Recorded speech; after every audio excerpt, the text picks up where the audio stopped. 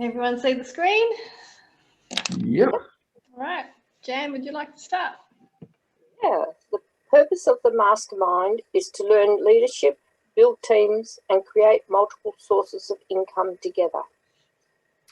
We are here to inspire and challenge each other to reach and exceed goals. Each member is committed to their own success as well as the success of every member of the group. We are committed to meeting in person or virtually for 1 hour every week. We are present. There is no multitasking or distractions during meetings. We are collaborative. We listen without interrupting, lecturing, or judging. We celebrate each other's successes without jealousy. We are honest and participate by giving thoughtful feedback.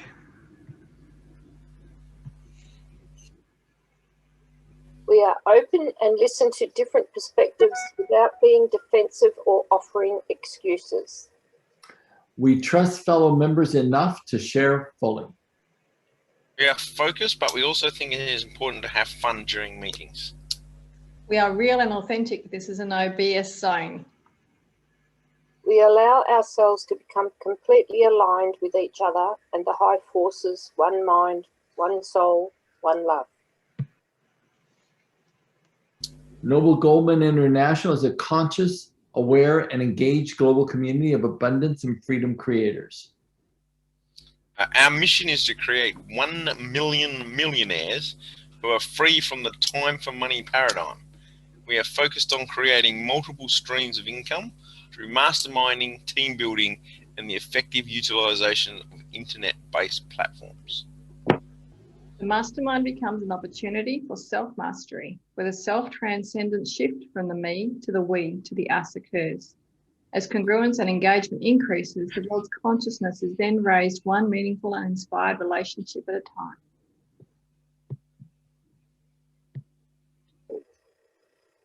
And we have Carly, Julie, Tony Lee. Hi. All snuck in and managed to miss out on the principals. Yeah, you were smart starting this morning. Yes, we were.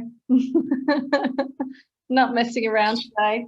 How is everybody? That's right. Stop Gary and his inappropriate comments. Yeah, you missed out. You got to get in early. I know. I was telling all kinds of secrets.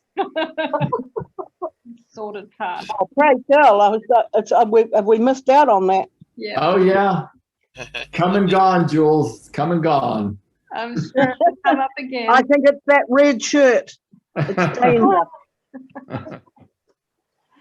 The topic today is, I was kind of thinking about how even when we think we know all we need to know about a topic, there's always more to learn, and it's always surprising who we can learn from.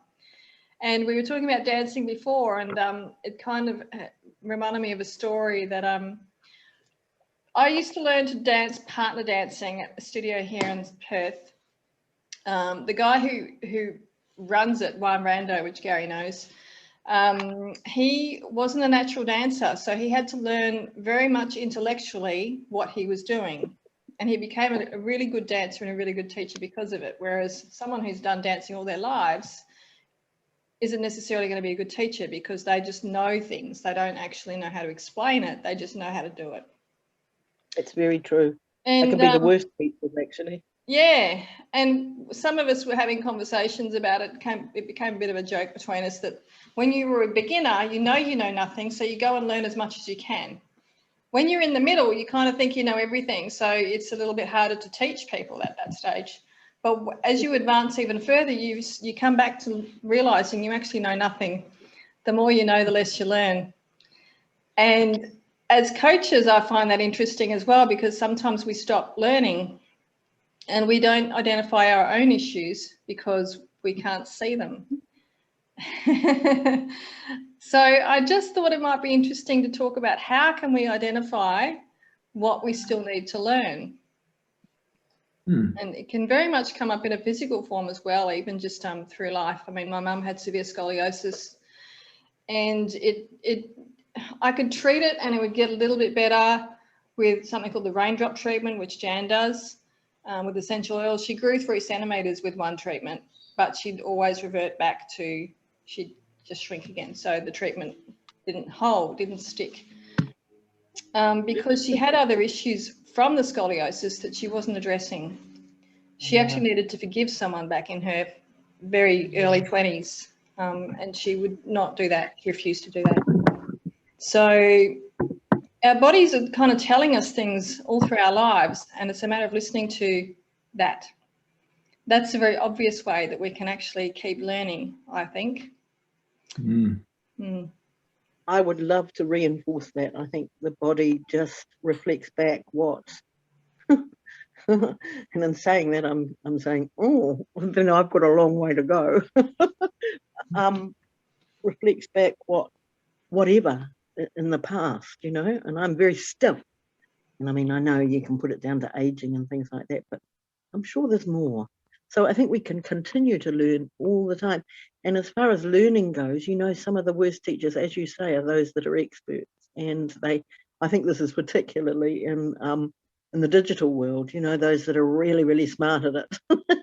They can't break it down, and they assume. There's a lot of assumptions made, you know, about learning. And having been a learning specialist for years myself, it's brilliant to actually just do immediately when you meet people, do some you know, some quizzes and things to ascertain.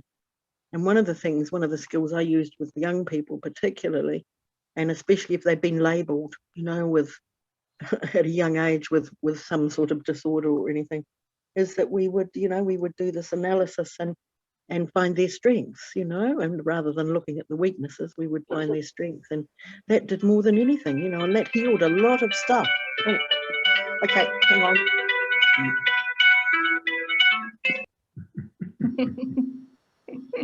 I could speak volumes on this subject. Well, for sure. That, I'm not at home. I suppose you gathered that. Yeah, no, you're not. That's good. That's good. Thanks for that, Jules.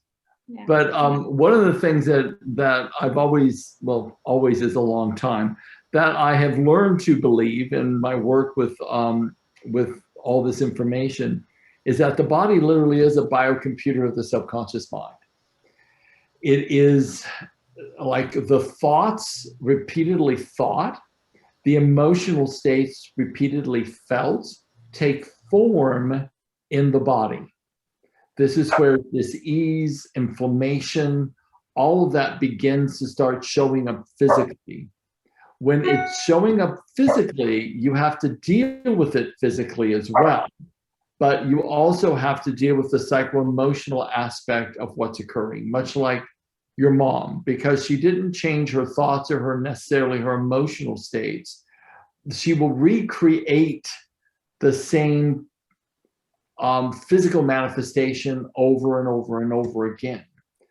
We have to recognize that we are literally the creators of our physical reality, our emotional reality, our spiritual reality. The higher we're able to raise our vibration, meaning the higher we're able to connect to a spiritual source that's honorable to our belief system, the more love we can actually generate, the more gratitude, the emotion of gratitude we can generate. That creates this resonant vibratory field that actually can eliminate cancer. I remember once I had this cancerous growth on my scalp, and it was worrisome. I couldn't, comb my hair. I couldn't do anything. It was not good. I didn't know how to deal with it either. And I remember I was in this class and I had this breakthrough, and I went to sleep that night in this profound state of love for God, surrender over my life. I was weeping in gratitude for all the gifts that I've been given, which doesn't happen all the time. Trust me, it's probably like one or two times in the almost 70 years I've been on the planet, I've been able to raise my vibration that high. But I got to that place where I was literally weeping in gratitude and love for God. And I thought, and I fell asleep that way. I woke up the next morning and I ran my fingers through my hair, and that huge growth had completely disappeared. You know, I kind of tore apart my bed looking for it. Like, what happened to it? It completely disappeared. Like gone, like poof, gone. Another one was I was working with a young boy, and he hated himself and wanted to die. He truly did. He had a cancerous tumor on his chest that they were going to take him in a week and have it operated on. And he got up in front of the room to do a live demonstration with me. He just was screaming into the audience, I want to die, I want to die, I want to die. And, you know, circuitously, his entire family, brothers, sisters, mother, father, were in the training, the same training. I had them all come up, hold his face in their hands, look in his eyes, and tell him they wanted him to live, and they loved him. They all did that. I did some other breakthrough work with him. The session, that live demo was done. He gets off the stage. The next day, they're going for a pre-op to the hospital, and the tumor completely disappeared. So when we start looking at what are these physical manifestations in the body, absolutely, it is the psycho-emotional issues, the lack of spiritual connection, the feelings of guilt, shame, resentment, anger, fear that actually exacerbates all of the I think the core issues that we have with our body and the core issues with disease. And as I said before, that's not the only thing you have to do. Once it's manifested in the body, you have to do physical things to actually mitigate the issue as well. But V, you said something really powerful, and then I'm going to shut up so other people can talk. But you said about wondering how, like for a coach especially, when do you know enough? And I am still learning stuff. I am still studying. I'm still exposing myself to new data and new information. I find it the most important thing to do ever, like in my whole life, to learn more, which I keep doing and adding on to. One of the things that I think is important to know, sometimes I know myself, I'm not the sharpest knife in the drawer. And when I learn something, I am absolutely a beast once I got it, but it takes me a while to get it. So I remember when I first did my practitioner, my NLP practitioner training, I completely failed the test. Like the test, I completely failed it. Like I probably got like maybe 10 questions right, but the trainer certified me anyways, which made me feel like the certification wasn't worth anything. Then I remember thinking to myself, I didn't get half of this training. Like I didn't intellectually understand it. So what I did was I went and studied with another training organization. And then from them, I learned all kinds of new stuff. And then I went and studied with another training. I must have done the practitioner training 3 times because every training organization taught a different aspect. I had a different emphasis on NLP. Each trainer, if they wrote a book, that's what they emphasize in their practitioner training. My process, and my process is the only process. And then I go somewhere else, they go, no, my process is the only process.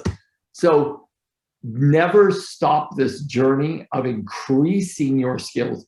We, as coaches, we have to continue the training. We absolutely have to do that. I just got done doing a training, very difficult for me to learn, I might say, but on workforce and talent management systems for organizations. It took me a long time to understand it. The trainer wouldn't do any visuals. He would just get on the phone and talk to me. And then he wouldn't listen to any questions I had. He'd talk over me. And I'm thinking, I'm never going to learn from this guy. I'm ever. But I did. And what I realized was that I persevered. I actually went through a lot of my own kind of learning disability shame around thinking, I'm just not smart enough. I don't know how I'm ever going to do this. And then I'd get on these calls, for the new consultants for this particular assessment group, and all these guys would be super accomplished, had been doing assessments their whole life. And I felt, oh, well, you know, I'm really out of my league here. But I persevered. And now it's like I'm a beast at it. I'm pumping out sales all the time. I've already sold 50 assessments. I probably created a good, I've increased my income monthly by about $4,000 a month each month since I've been doing it. And I'm thinking to myself, why didn't I do this a long time ago? And I'm also thinking to myself, this is a really important place where each one of us have to look at, as a coach, where is my niche?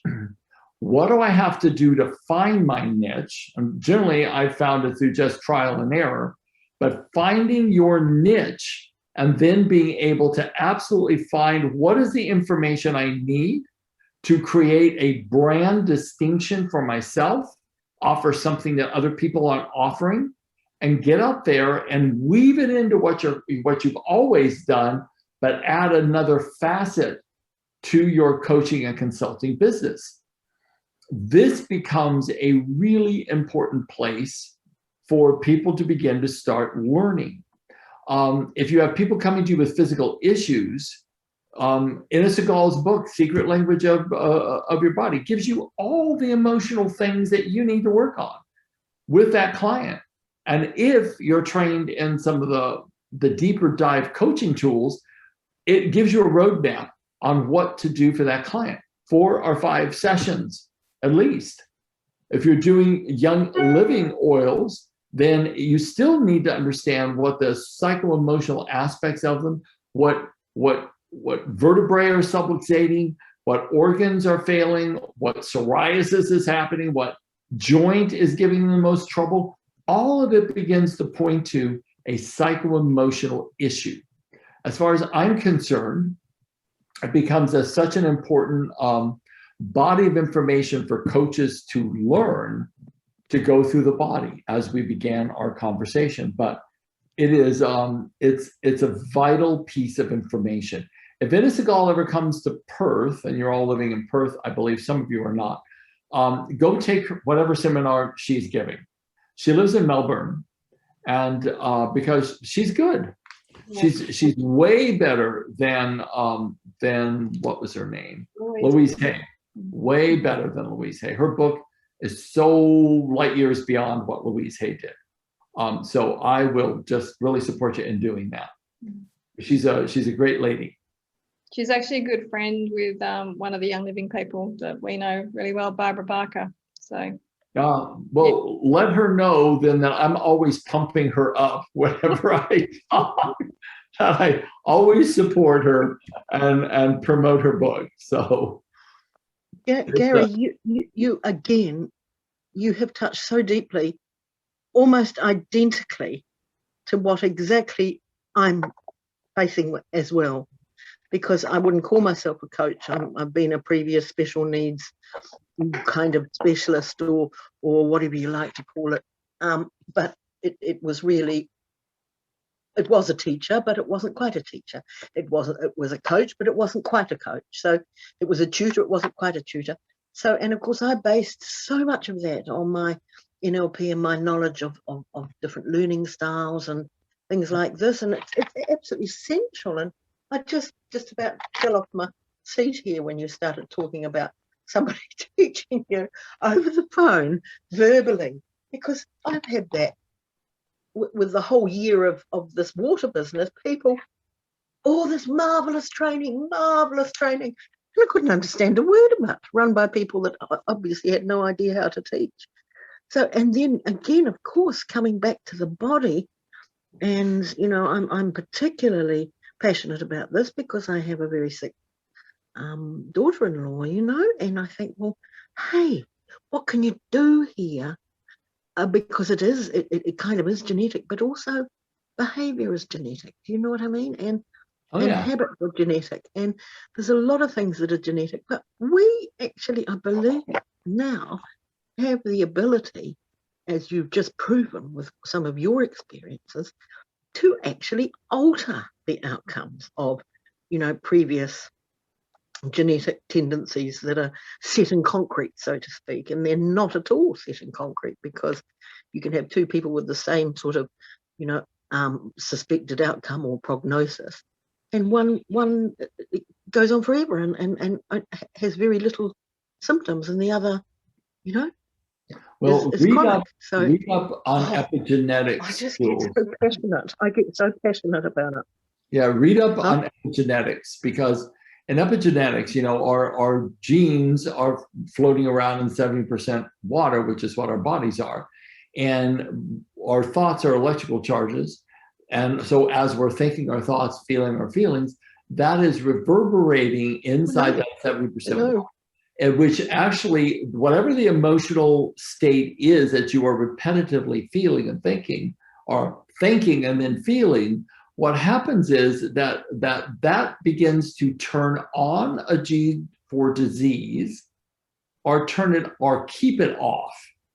So our emotional states is one of the primary triggers for genetic propensities to begin to alter the health of a person's body.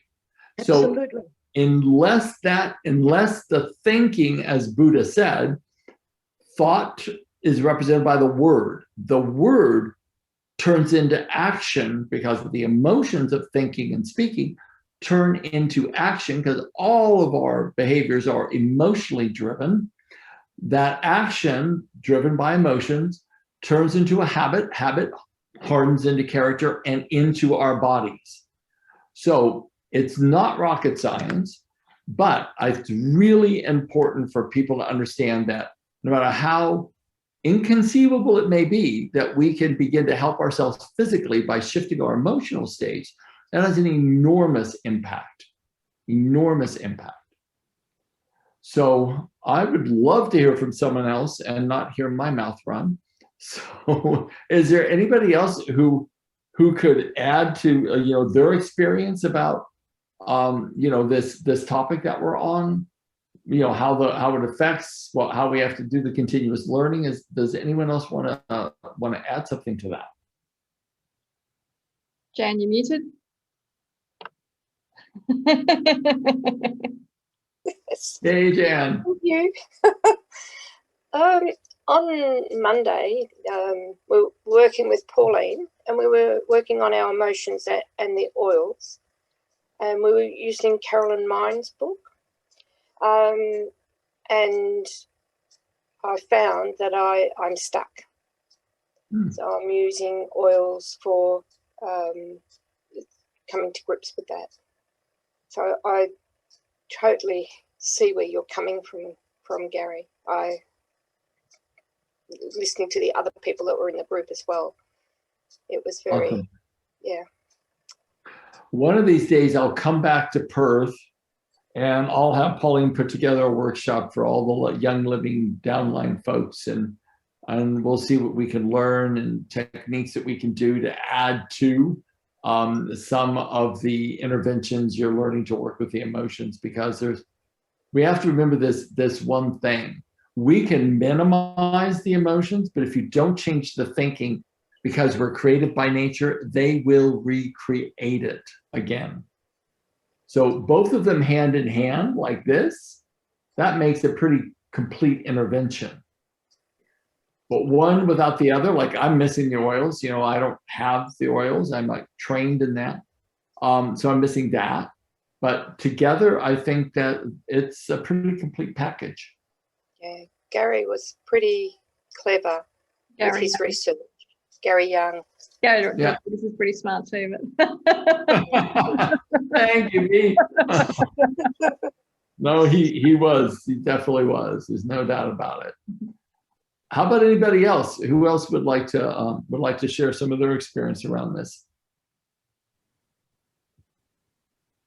How many people are on the call now? 6. I've really dropped off, which is coming back.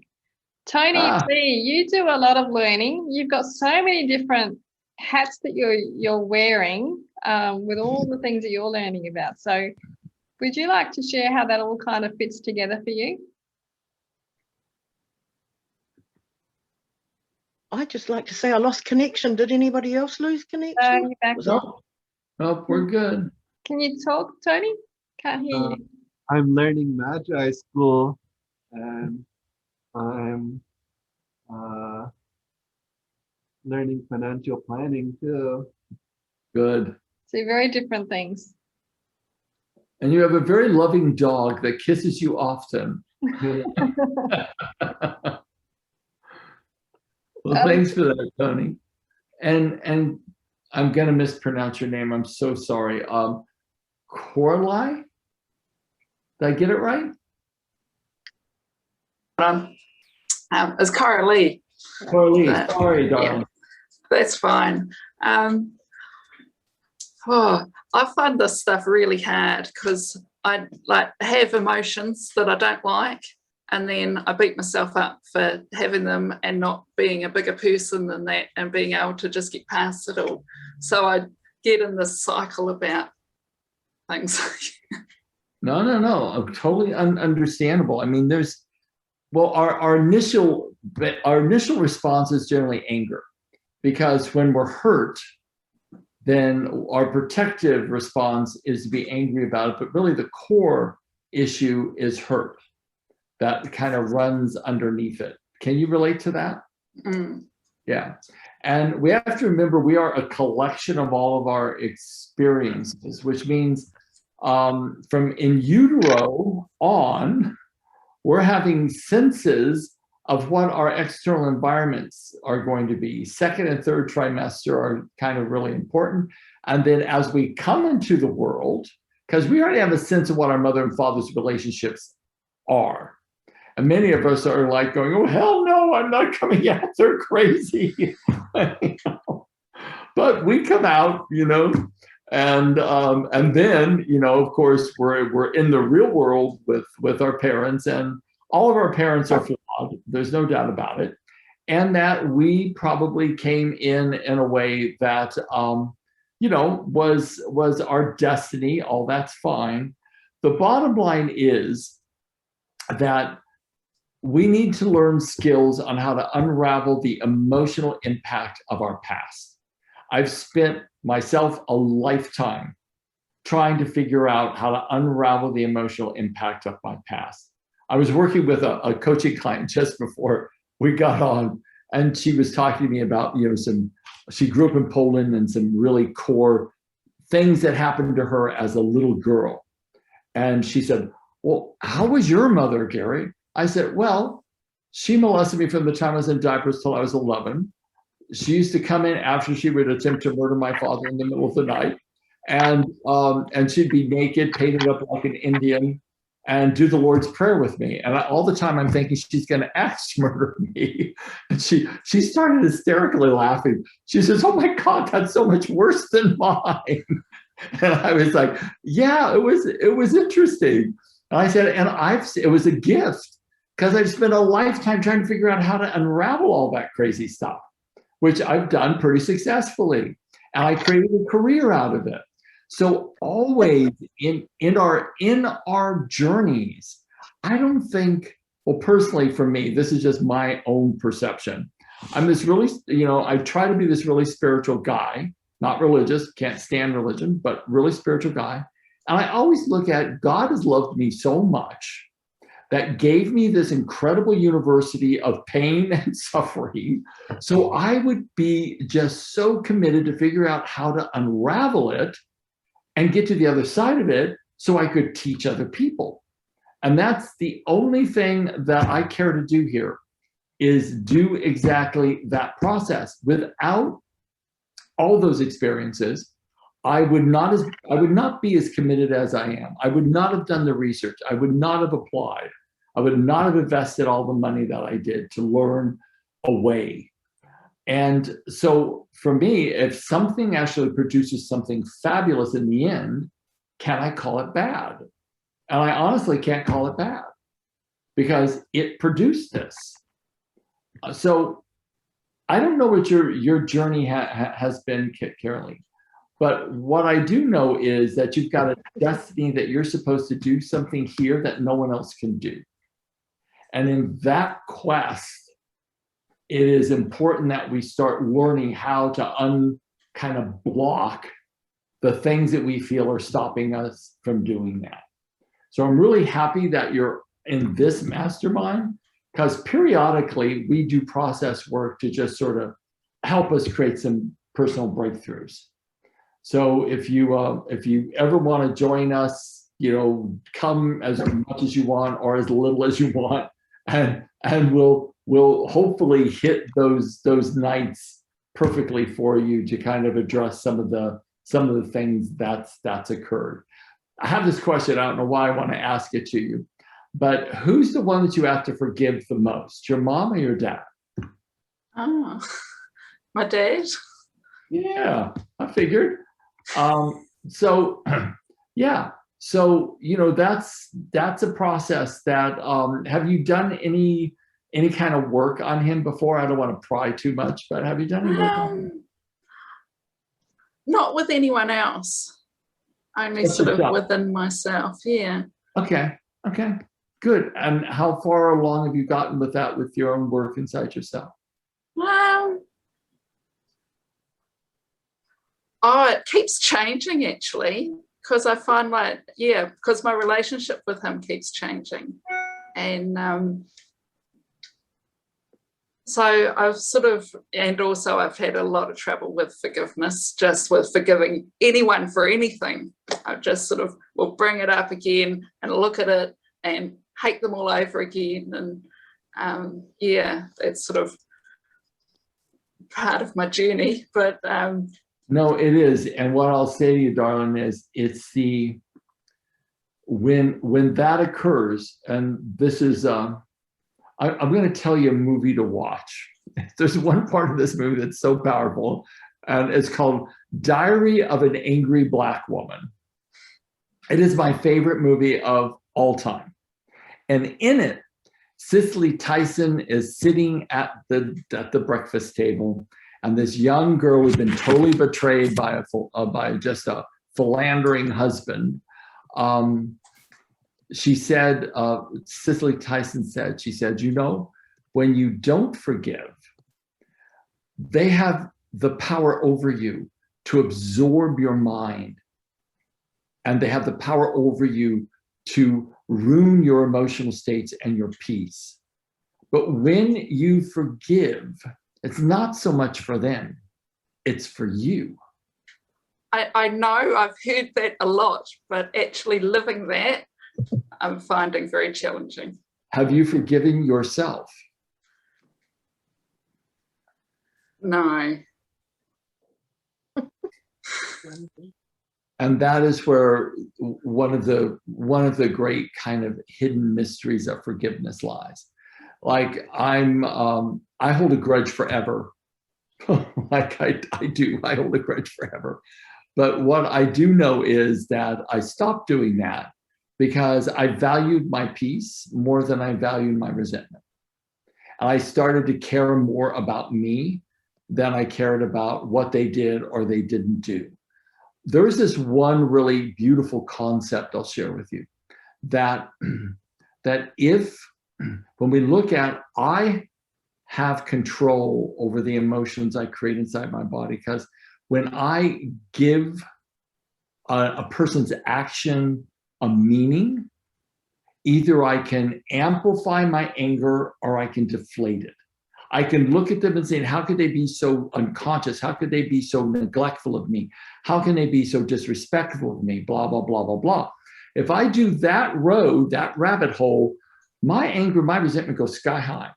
If I go and I say to myself, what must or could have been happening in their life to have caused them to perceive how they perceived and acted like they acted, what could have possibly occurred that drove those emotions and those behaviors? And I remember once I asked the person who had done something that really hurt me, and I said, what? I just said, just neutrally, like I'm just asking out of pure curiosity, what was happening inside of you that would cause that kind of response that you made to me? And they went, blah, blah, blah, blah, blah, blah, blah. You did this and you did that. And I said, yeah, but what's underneath that? And then they said, well, you remind me just of my dad. And it's like, he always said that to me, and he acted like that, and he had that look in his face, just like you had. And then I said, and then what did that do for you? And he said, I just was riddled with shame and guilt, and I felt about that high. Now, did I do that to him? No. He did that to him by the meaning he ascribed to me and my actions. So I looked at that and I thought, well, I could follow that same trajectory and go down that rabbit hole of blame and shame and guilt and, you know, how could they, and oh, how horrible. Or I could go, I need to understand what was operating at the deeper emotional level.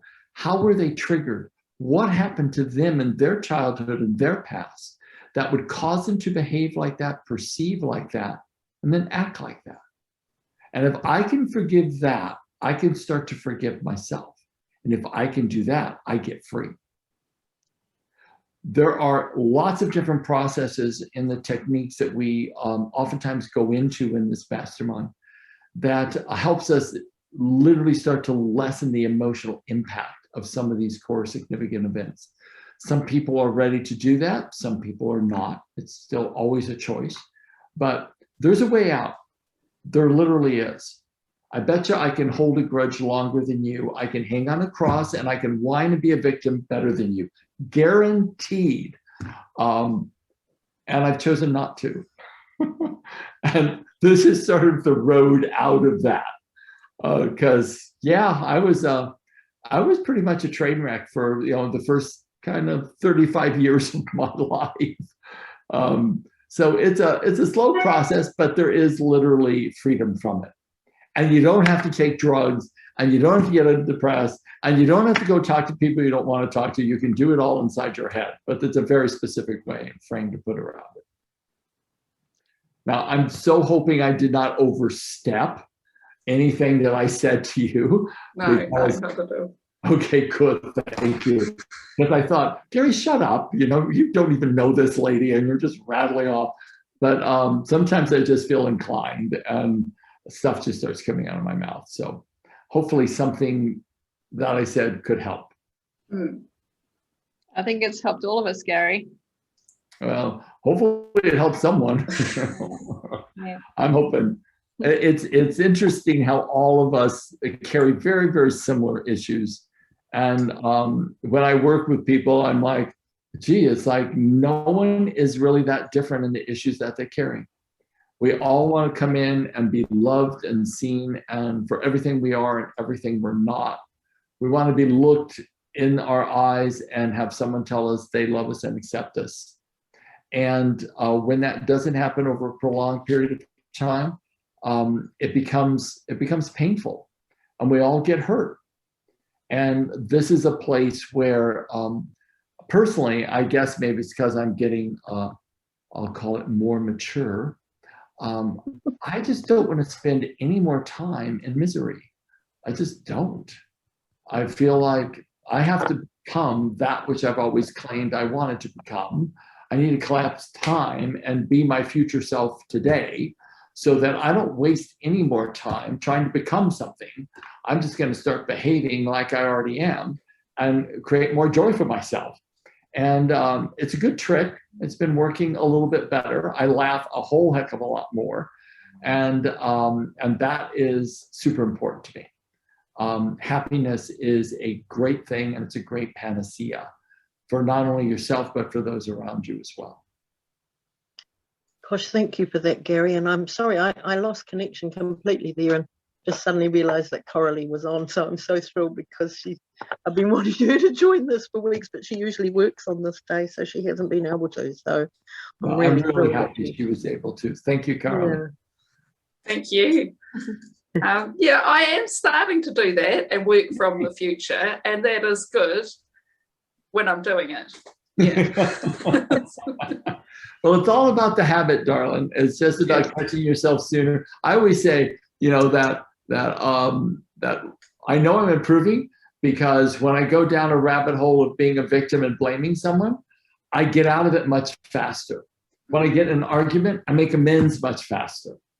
And so then I know I'm improving because I spend less time in my story and more time processing and more time going, oh, gee, you know, that was really inappropriate of me. I so apologize. And then I'm done. Yeah. Then I'm happy again. You don't have to be perfect.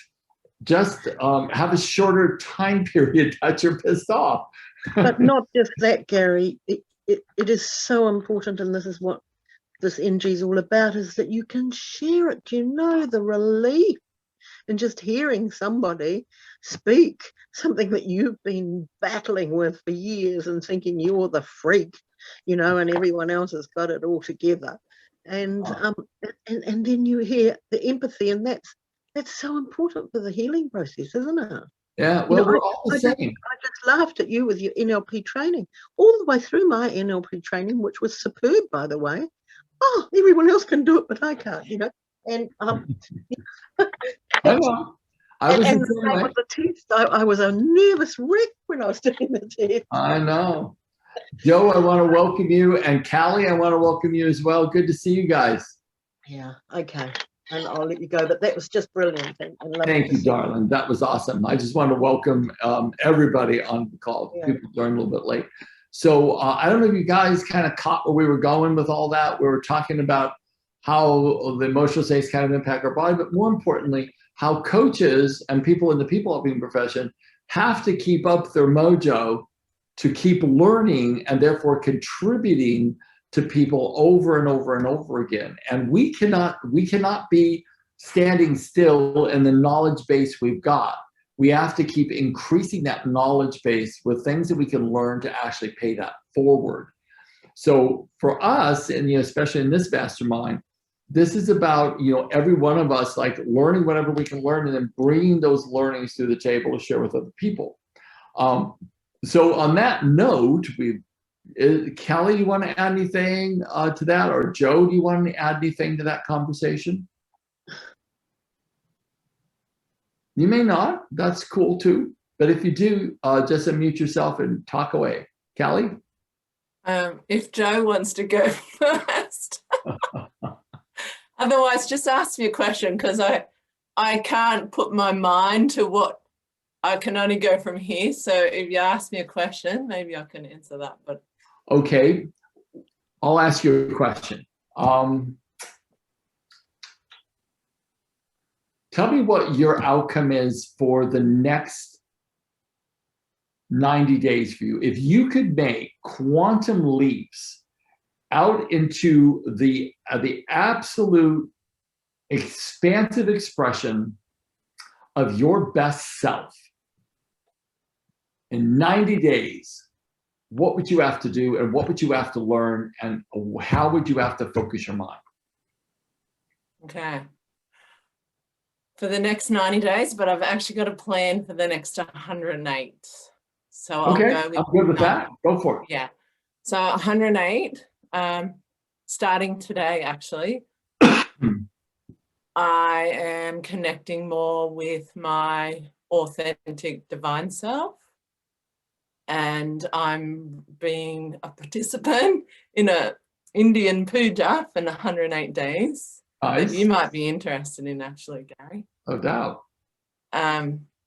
It is something that when I connect to that, I connect to my pure soul, and I sort of don't need my mind, but I understand in a physical body, our mind, our tool of our mind, gives us those visions to allow us to have the future create. So speaking from that, I just want to be my soul self walking in a body on the earth. And that's my intention for the next 108 days. Perfect. For what ultimate outcome?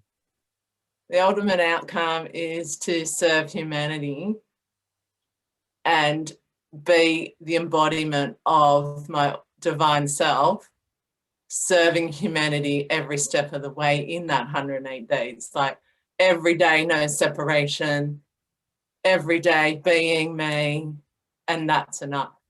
That is enough. And the ripple effect of that affecting my family, community, whoever I show up with, whether I'm on this mastermind or on another one, whether I'm talking to a friend on a phone, like the essence, like I did a healing yesterday with a friend, and the energy was, and the day before was a person in Norway. Like there's no separation between you and me right now. Truly. Or anyone else on here. And that is what I want for the next 108 days. Awesome. I don't have to be your issue. I'm your solution. I love that. Well, you know, in India, there's very, very few truly enlightened souls, but I remember I met one, and people would change by a glance from his eyes. They would ascend into the inner realms if he looked in your eyes. There were no words spoken. There was being in the presence of someone who was at the highest level of the divine simultaneously in a physical form. And so when you looked in his eyes, you were actually looking into that connection. And it was quite profound. And so it is totally possible for us to have this amazing, cultivated experience with the divine. And then people change in your presence just by you showing up. And that would be an ultimate path to follow. So I really support you in that, Kelly. Thank you. Yes, that's my ultimate path, because ever since I was little, all I wanted to do was help. And all I wanted to do was see people back into their internal joy. And I couldn't understand why they couldn't be. And because I couldn't understand it and had the thought why, I got to learn why. My thought gave me the experience, because it was a form of misunderstanding. And so in the last 10 years, I know what you mean by meeting the right people. Yeah. And so what was the person's name? His name was Maharaji Charan Singh. Mm-hmm. He was the initiating guru of Short Shabad Yoga, which I still practice to this day. So it's a long, long, long tradition. I've been practicing it since I was 17, and I'm almost 70 now. So it's been a long, long, long road, and a really joyous and good one and arduous one all at the same time. Beautiful. Yeah. So I'm going to turn my attention over to Joe, because he's sitting in a forest and I'm really jealous. So Joe, do you have anything you want to add to that, or anything you want to say, buddy? Man, that was an amazing question you asked, Callie. I'm a little nervous to talk now. I'll be gentle, Joe. Thank you.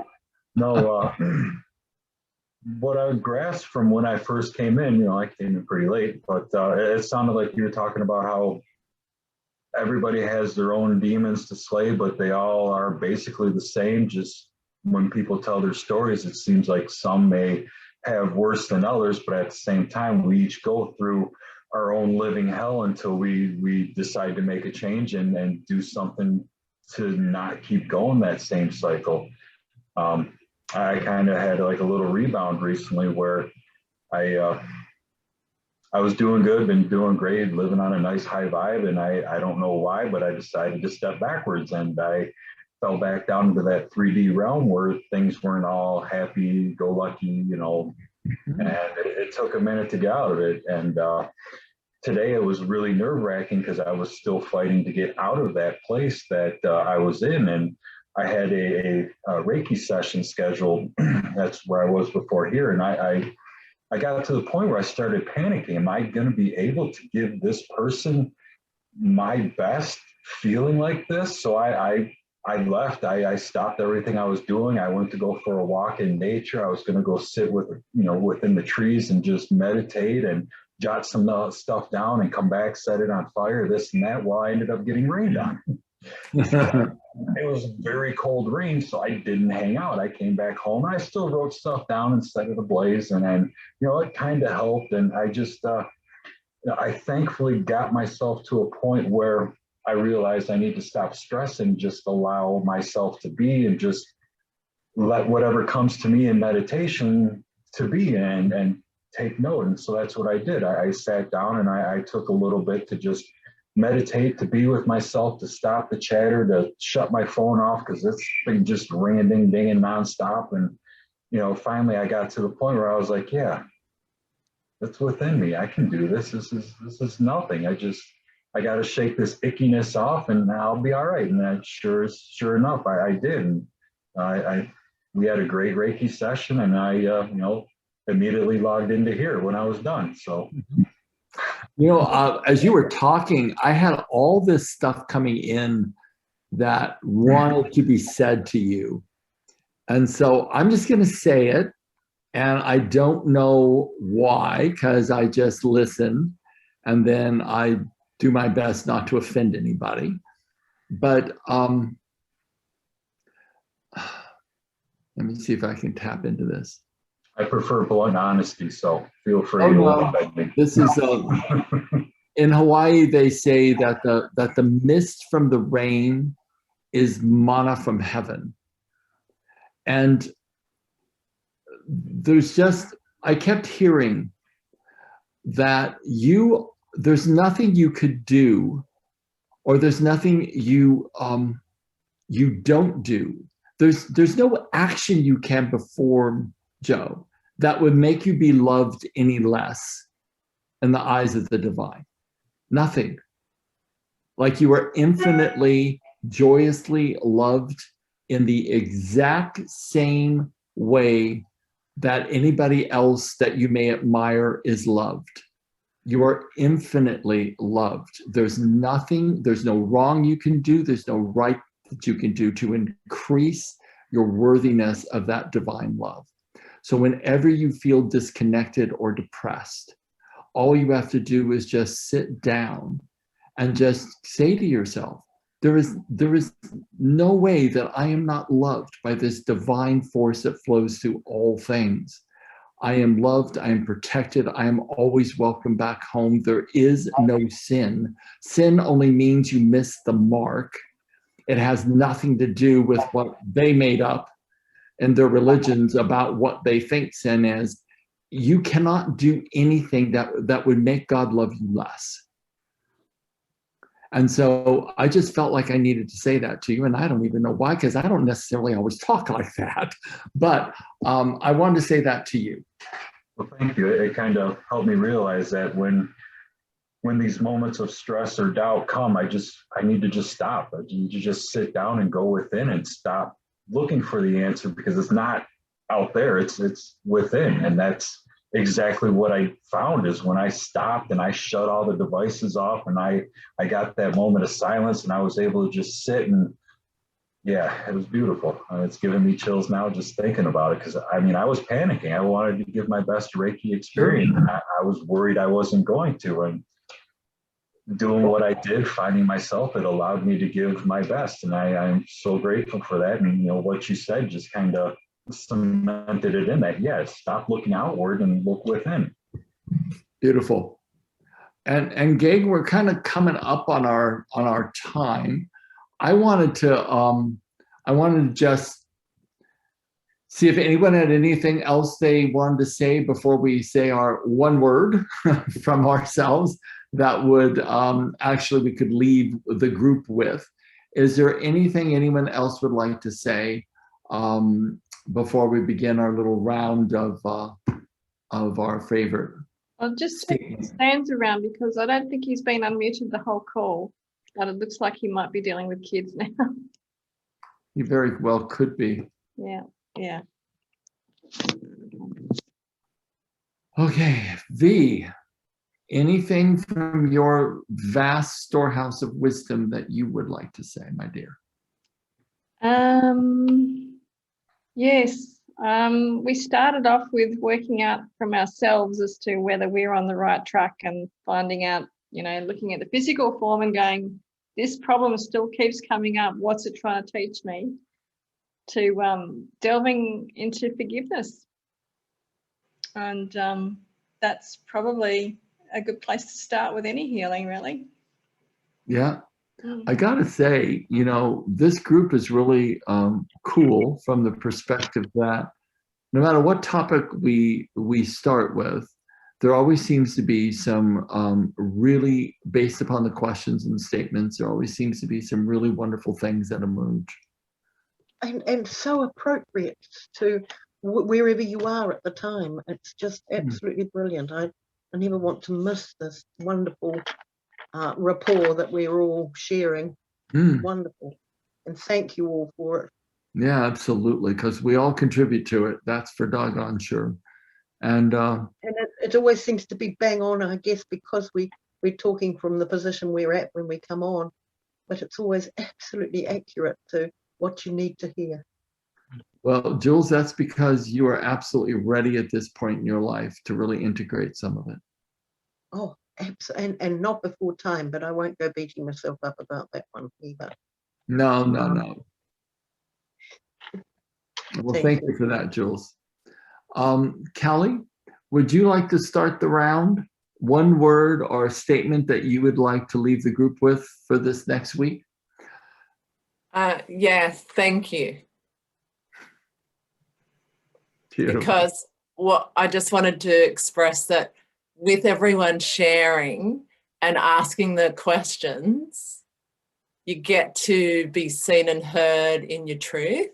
And that in itself is God in a body. Absolutely. So Joe? gratitude or thank you. Thank you very much. Joe, would you like to share a word or a statement from you that you'd like to leave the group with? I would have to say, go within to find forgiveness. Awesome. Thank you, my friend. Jan? Self-love, I think, is what I'm getting out of today. Great. Work on. Thank you. Thank you, darling. Stan, is there anything you would like to, a word or statement you would like to leave the group with for this week? I'm just going to say forgiveness. Beauty. And Caroline, is there any word or statement you would like to leave the group with? It seems gratitude and forgiveness, and everything's covered. I like that. Thank you for that. Really appreciate it. And look, just with the statement in your share, Caroline, it sort of guided the entire evening. So I really want to acknowledge you for being emotionally safe enough and strong enough to just share with a bunch of strangers what was happening for you. So I really appreciate you. Thank you. Thank you. And V, where are you? I'm here. Okay, I'm trying to find your bright little shiny face. Oh, there it is. Okay, great. So V, is there a word or statement you would like to leave? Yes, vulnerability is strength. Nice. And my word, I think, is transcendence. That's my word. We still have a couple of people to ask. Tony Lee, are you still there? I think he's handling his puppy somewhere. Yeah, he's not on his screen. But Julie, did you have a last Jules. statement? Yeah. You were muted. You got to unmute. You're There you go, Jules. I was very afraid I might get missed out. Oh no. One of us will catch it. Which was my previous role in life, was everyone else got there and I wasn't. I was standing on the train. So mine is reciprocal growth. Nice. Because every word I hear from everyone spoken, just like Carly said, there's huge, beautiful connection, you know, and healing, I guess. So yeah. Beauty. Thank you, Jules. That was really helpful. So gang, and Veronica, you want to close up our mastermind tonight? Yeah, I'd just like to say thank you everybody for participating, and sorry a couple of people got the time wrong. It's 7 o'clock, it's on the hour. So and Tony Inman does have 7:30 on Friday, which is probably the confusion, but we're at 7 on Wednesdays. So hopefully to see you all again next week, because this is probably my favorite time of the week. And mine too. Mine too. It's just like a tonic. Yeah. Okay, gang, you have a wonderful night, and we'll see you next week. Okay. Bye. Thank you. Thank you. Bye. Thank you so much.